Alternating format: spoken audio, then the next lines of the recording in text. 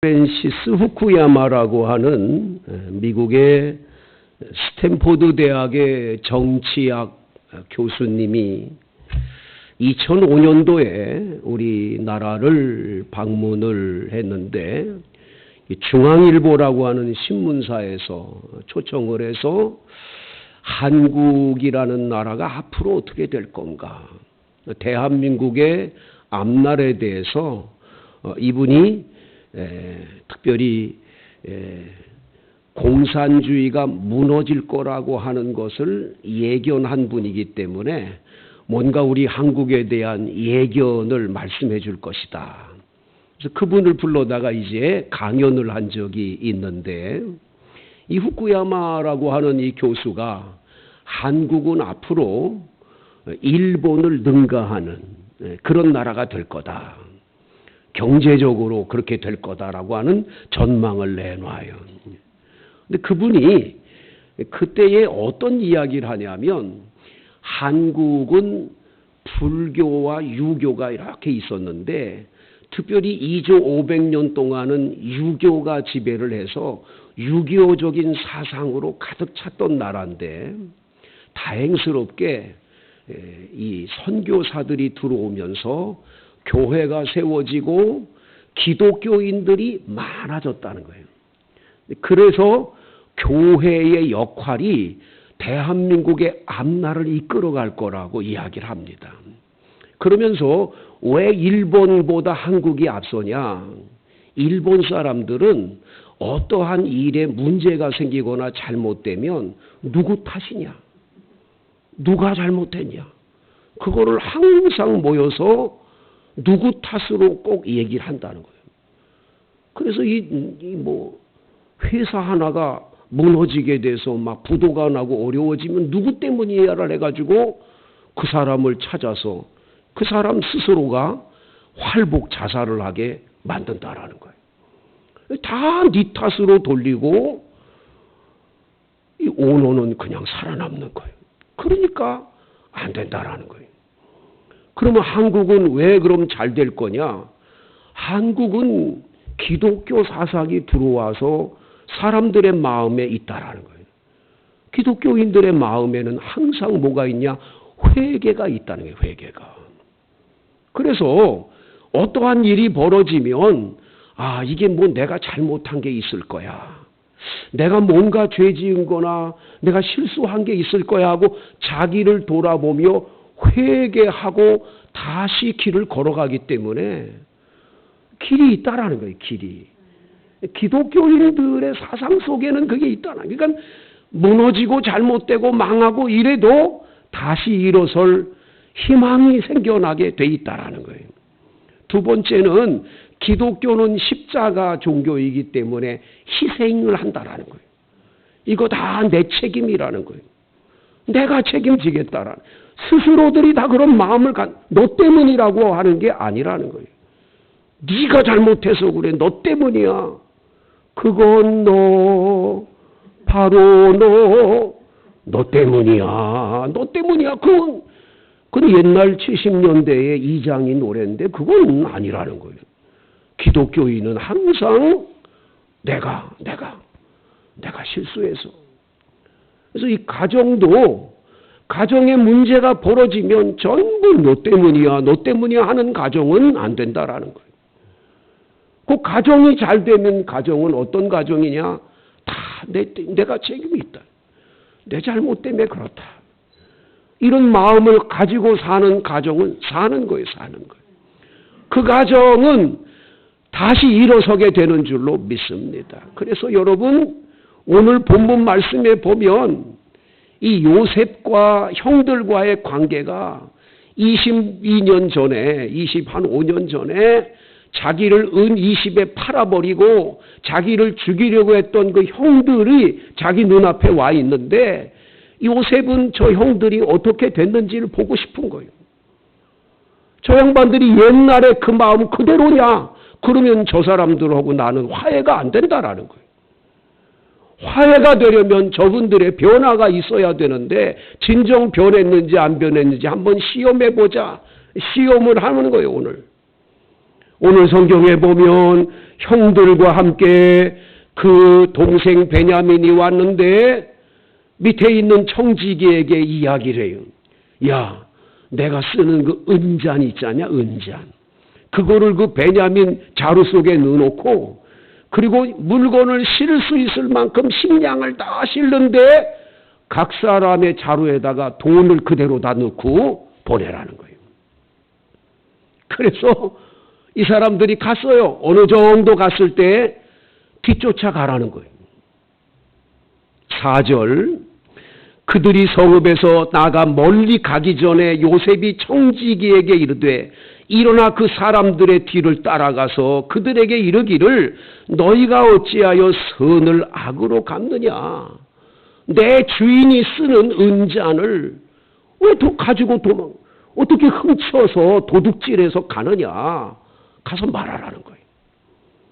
가가지고 진짜 청지기가 그렇게 말했더니 8절에 우리가 자루에 있던 돈도 우리가 가나안 땅에서 당신에게 이전에 다 가지고 왔지 않냐. 우리가 어떻게 그런 짓을 하냐. 우리는 하나님을 믿는 사람이기 때문에 우리는 그렇게 도둑질 안 한다. 그럴 수 없다. 무슨 은금을 우리가 도둑질 하겠냐고. 그래놓고는 당당하게 9절에 말해요. 당신의 종들 중에 누구에게서든지 발견되거든 그를 죽이고 우리를 다 노예로 삼으세요. 아주 당당하게 큰 소리. 왜? 자기들은 그런 짓 할 사람 아니니까. 이야기를 했어요. 10절 그가 이르되 그러면 너의 말과 같이 하리라. 그것이 누구에게서든지 발견되면 그는 내게 종이 될 것이요 너희는 죄가 없으리라 하고는 그 자루를 내려놓고 다 풀었는데 보니까 은잔이 해필이면 베냐민의 자루 속에서 나와버린 거예요. 얼마나 기가 막힙니까? 오늘 성경에 보면 13절을 참 은혜가 되죠. 13절 그들이 옷을 찢고 각기 짐을 나귀에 싣고 성으로 돌아가니라. 옛날의 형들은 옛날 같았으면 요셉이를 죽일 마음 갖고 요셉이를 은이십에 팔아먹었던 그 형들의 옛날 그런 생각이나 그런 사고방식이었다면 그 은잔이 발견된 베냐민이 딱 있으니까 네가 책임져. 우리 갈래. 그리고 갈 거야. 다 갔을 거라고요. 네가 어떻게 너 그런 짓을 해? 그리고 탓하고는 네 탓이야. 너가 잘못했어. 그래놓고는 다 갈 텐데 이 형들이 옛날의 형들이 아닌 거예요. 그 사이에 변화가 된 거예요. 그래서 다 같이 형들이 다 같이 오늘 성경에 보면 짐을 나귀에 싣고 성으로 돌아가는 거예요. 다 같이 돌아가는 거예요. 그 형제들 가운데 유다가 요셉의 집에 이르러서 요셉이 아직 그곳에 있는데 땅에 엎드리고는 요셉이 말하는 거예요. 내가 너희들 점 잘 못 치는 줄 알아. 내가 다 알아. 나는 너희들 어떤 짓 하는지 다 알아. 이렇게 얘기하는 거죠. 그랬더니 유다가 얘기해요. 16절 다 같이 읽어봐요. 유다가 말하되 우리가 내 주께 무슨 말을 하오리까? 무슨 설명을 하오리까? 우리가 어떻게 우리의 정직함을 나타내리까? 하나님이 종들의 죄악을 찾아내셨으니 우리와 이 잔이 발견된 자가 다 내 주의 노예가 되겠나이다. 이 말 한마디가 굉장히 중요하죠. 하나님 앞에서 우리가 죄를 지었는데 하나님 우리는 죄 안 짓고 얘 때문이에요. 얘. 이렇게 될 거 아니에요. 근데 그러지 않는 거예요. 우리라는 단어를 써. 우리가 우리라는 단어를 쓰면서 우린 한 형제예요. 베냐민이 설사 훔쳐서 어떻게 했더라도 우리가 다 같이 노예가 되겠습니다. 종이 되겠습니다. 이게 굉장한 변화지요. 옛날의 형들이 아닌 것을 보여주는 거지요. 새로운 변화가 일어난 줄로 믿습니다. 여러분 고린도 후서의 말씀에 보면 누구든지 그리스도 안에 있으면 새로운 피조물이라.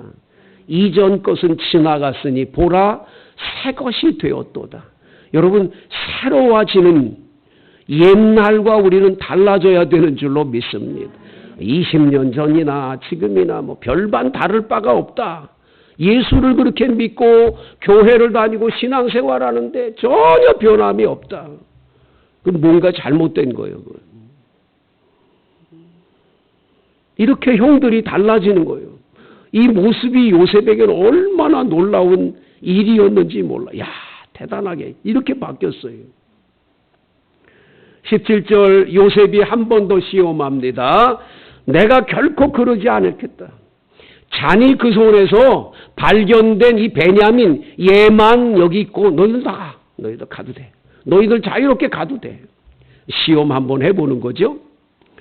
그러면 이 형들이 할 수 없구만. 예, 알았어요. 얘만 여기 놔두고 우리 갈게요. 이렇게 될 거 아니에요. 어?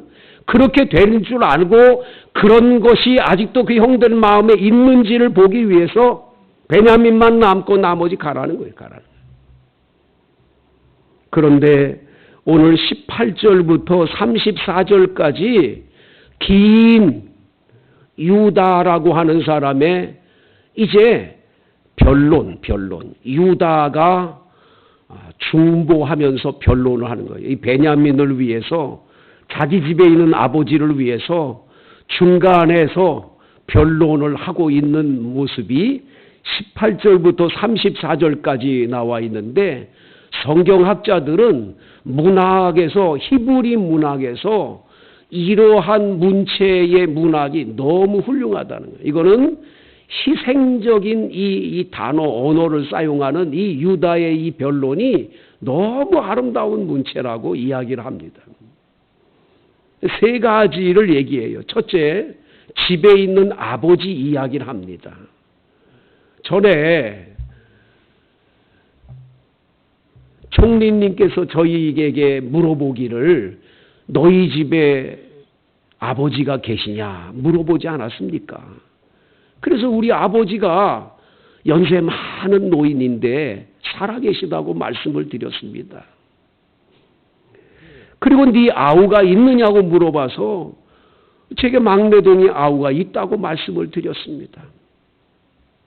근데 20절에 이렇게 말해요. 우리가 내 주께 아뢰되 우리에게 아버지가 있으니 노인이요 또 그가 노년에 얻은 아들 청년이 있으니 그의 형은 죽고 그의 어머니가 남긴 것은 그뿐이므로 그의 아버지가 그를 사랑하나이다 하였더니 그렇게 말씀을 드렸더니 네 아우를 데리고 와라. 네 아우가 내 눈앞에 와서 서 있어야 너희들이 정탐꾼이 아니라고 말씀하셔서 우리가 집으로 돌아가서 아버지를 설득했습니다. 아버지, 그 동생 데리고 오지 않으면 안 된대요. 근데 우리 먹을 거 다 떨어졌습니다. 다시 와서 양식을 사야 되는데 아버지를 설득하는데 아버지는 듣지를 않으셨다는 거예요. 27절 주의 종 우리 아버지가 우리에게 이르되 너희도 알거니와 내 아내가 내게 두 아들을 낳았으나 하나는 내게서 나갔으므로 내가 말하기를 틀림없이 찢겨 죽였다 하고 내가 지금까지 그를 보지 못하였거늘 너희가 이 아이도 내게서 데려가라 하니 만일 재해가 그 몸에 미치면 나의 흰머리를 슬퍼하며 수올로 내려가게 됨이라. 이 아버지가 지금 그런 형편이라는 걸 이야기를 하는 거예요. 유다가. 그래서 오늘 30절 결론이 뭐예요? 아버지의 생명과 아이의 생명이 하나로 묶여 있기 때문에 이제 내가 주의 종 우리 아버지에게 돌아갈 때 이 아이를 우리가 데리고 가지 않으면 아버지가 아이의 없음을 보고 죽을 겁니다. 죽을 겁니다. 주의 종 우리 아버지가 흰머리로 슬퍼하며 수올 유대인들은 죽으면 땅속 깊은 수월이라는 곳에 간다고 생각을 했어요. 그 수월에 가게 될 거라고. 주의 종이 내 아버지에게 이 아이를 담보하기를 내가 이를 아버지께 데리고 오지 아니하면 영원히 아버지께 죄짐이 지리이다라고 했사오니 이제 주의 종으로 그 아이를 대신하여 머물러 있어 내 주의 종이 되게 하시고 이 아이는 그의 형제들과 함께 올라가게 해주세요. 올라가게 해주세요. 여러분, 지금 유다가 이렇게 변론을 할 때 한 가지 아쉬운 점이 하나 있었던 게 아마 이렇게 말했더라면 요셉이 엄청나게 감동을 더 받았을 것 같아. 뭐라고요? 우리가 예전에 20년 전에 실수를 했어요. 우리 동생이 요셉이라는 동생이 있었는데 우리가 그 아이가 꿈을 꿨는데 너무 미워가지고 아버지가 그 아이만 너무 사랑해서 그래서 우리가 그 아이를 은이십에 팔아버렸어요. 근데 이 아이조차 또 가지 않으면 우리 아버지 어떻게 돼? 이런 말을 했더라면 역사는 더 바뀌었을 것 같은데 그 말을 안 하고 그 동생은 죽었다고만 말하는 게 좀 아쉬워요. 아쉬워요. 하지만 세 번째 이 유다가 마지막에 한 이 말이 굉장히 중요한 거예요. 오늘 성경 말씀 다 같이 한번 33절을 읽어봅니다. 시작. 이제 주의 종으로 그 아이를 대신하여 머물러 있어 내 주의 종이 되게 하시고 그 아이는 그의 형제들과 함께 올려 보내소서. 여러분, 유다가 마지막에 가서는 이거 다 제가 책임지겠어요. 제가 책임지고 제가 여기서 노예로 있을 테니까 이 동생만은 집으로 보내주세요. 우리 형제들과 함께 보내주세요. 이 한마디가 요셉의 마음을 완전히 무너뜨리는 거예요. 그 악감정이고 미워하고 20년 전에 그 섭섭했던 것들이 다 무너지는 거예요. 내가 희생하겠어요. 내가 이 아이를 대신하겠어요. 여러분, 이런 정신을 가지고 말했기에 유다에게는 큰 복이 임해요. 유다에게는. 엄청난 복이 옵니다. 나중에 우리가 창세기를 계속 읽어가면 알지만 아버지 야곱으로부터 유다가 얼마나 큰 복을 받게 되는지 몰라요. 그 중에 가장 큰 복이 뭡니까? 마태복음 1장을 보면 나와요. 마태복음 1장. 아브라함과 다윗의 자손 예수 그리스도의 계보라. 아브라함이 이삭을 낳고 이삭이 야곱을 낳고 야곱은 유다와 그의 형제를 낳고 유다는 다말에게서 베레스와 세레를 낳고 베레스는 람을 낳고 람은 아미나답을 낳고 이렇게 쭉 내려가는 그 예수님의 족보 가운데 야곱의 12아들 가운데 예수님이 누구의 후손으로 오느냐? 유다의 후손으로 오는 거예요. 왜 유다의 후손으로 올까요? 유다가 오늘 여기 나와 있는 대로 자기를 희생해서 동생을 어떻게든지 돌려보내 아버지도 살리고 이 동생도 살리려고 자기를 희생하는 거예요. 내가 책임을 지겠습니다. 그리고 희생의 십자가를 지듯이 자기를 이렇게 희생하는 가족을 살리려는 이 희생 조건이 예수님께서 이 땅에 오셔서 우리를 위해서 십자가에 못 박아 죽으신 엄청난 사건의 예표임을 보여주기 때문인 거죠. 실제로 생각해 보면 유다는 예수님 족보에 들기에는 너무 흠이 많은 사람이에요. 왜냐하면 이 형제들 가운데서 요셉을 은 20에 팔자고 제안한 사람이 유다거든요.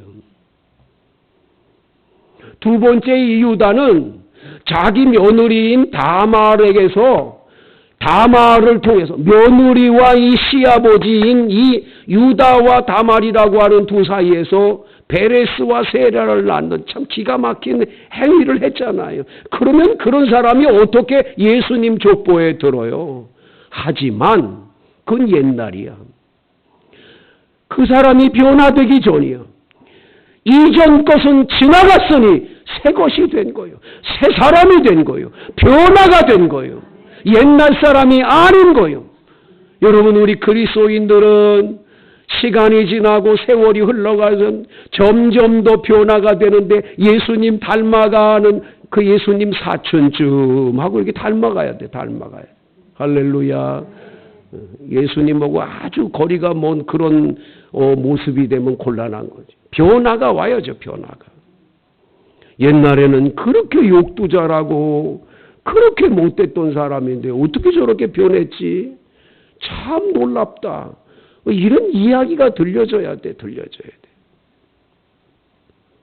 20년 전이나 10년 전이나 뭐 작년이나 지금이나 전혀 변화가 없다. 예수 믿는 사람이 변화가 없다는 건 큰 건 지금 신앙에 큰 문제가 있는 거예요. 하나하나 바꿔줘 가야 될 줄로 믿습니다. 옛날에 비하면 기가 막히게 저렇게 어떻게 참고 저렇게 살지. 이래야 돼. 이래야 돼. 아멘. 옆 사람한테 우리 변합시다. 우리 변합시다. 변화해야 돼. 변화. 성령님은 우리를 변화시킬 줄로 믿습니다. 두 번째는요, 자기를 희생할 때 내가 속해 있는 가정이 살고 교회가 살고 이 나라도 자기 희생이 있는 것 때문에 사는 거예요. 다 내가 책임지겠습니다. 이래야 돼. 이래야 돼. 저는요, 천주교에 대해서 뭐 그렇게 좋아하진, 그렇게 뭐 이렇게 막 천주교 멋있다, 난 그렇게 안 봐요. 거기엔 좀 뭐 여러 가지 성서적인 것으로 비추어 보면 여러 가지 있어요. 문제들이. 근데 제가 가톨릭 천주교에서 이렇게 보면 그분들로부터 이건 우리 교회도 좀 본받았으면 좋겠다는 한 가지가 있어요. 그게 뭐냐면 이 사람들은 메아 쿨파라고 하는 라틴어인데 메아 쿨파, 메아 맥시마 쿨파라고 하는 단어를 쓰고요. 메아 쿨파. 이 무슨 뜻이냐면 우리나라 말로 하면 내 탓이요. 내 탓이로소이다. 이걸 항상 하는 거예요. 예배 시간마다 그 사람들이 미사라는 예배를 드릴 때 그 미사 예배 시간의 한 부분이 그거예요. 그분들은 예배를 드리러 올 때마다 예수님 십자가에 못 박혀 돌아가신 건 내 탓이요. 내 탓이로소이다. 항상 이 가슴을 3번 두둥기는 그 시간을 예배 시간에 가져요. 너 때문이야. 네가 잘못한 거야. 네 탓이야. 자꾸 남 탓을 돌리는 가정은 설 수가 없어요. 풍랑이 막 일어나가지고 배가 막 뒤집힐지가 돼.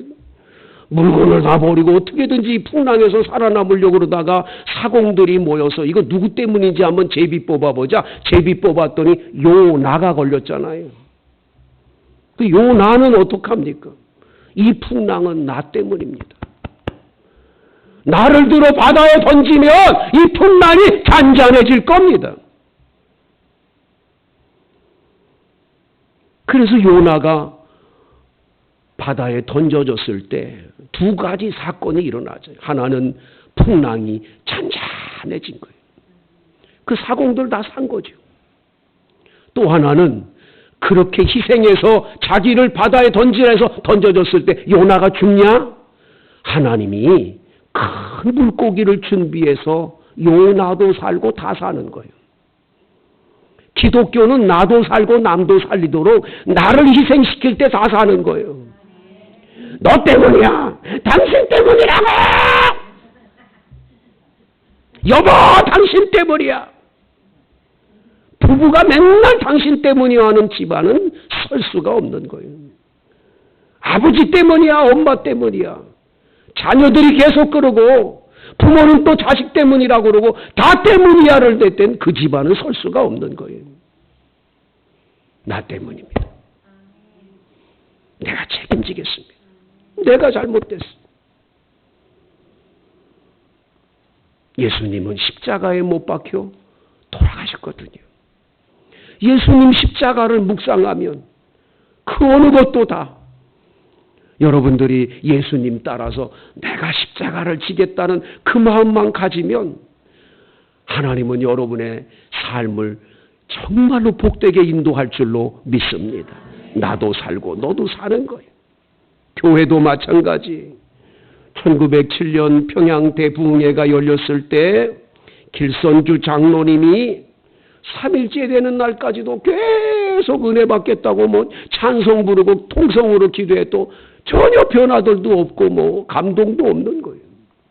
사흘째 되던 날 길선주 장로님이 앞에 나와서 이렇게 말합니다. 저는 아간과 같은 놈입니다. 저 때문에 여러분이 은혜 받지를 못하고 있습니다. 언젠가 제 친구 한 사람이 임종하면서 제게 부탁하기를 나는 이제 죽지만 내 재산을 잘 처리해 주게. 내 아내는 무식해서 아무것도 할 수 없으니 꼭 부탁하네 라며 세상을 떠났습니다. 저는 그의 재산을 정리하면서 100원을 잘라 먹었습니다. 지금 100원, 100원이 그렇게 큰 돈이에요. 옛날에는 그 100원이 엄청 큰 돈이었거든요. 저는 하나님을 속였습니다. 저는 나갈입니다. 저는 내일 아침 일찍 그 돈을 그 부인에게 돌려드리겠습니다. 그리고 막 울었어요. 그랬더니 교인들이 다 눈물바다가 되더니 저쪽에서 어떤 사람이 저도 죄 졌어요. 저는 이런 죄 졌어요. 저쪽에서 또 저도 이런 죄 졌어요. 이게 시작을 하는데 나중에 사람들이 얼마나 많은 눈물바다가 되고 거기에 성령이 강하게 임재해서 1907년 평양 대부흥이 일어난 줄로 믿습니다. 우리 교회도 우리 가정도 다 나 때문에 내가 책임지겠습니다. 이 마음으로 주 앞으로 나갈 때 교회도 살고 가정도 살고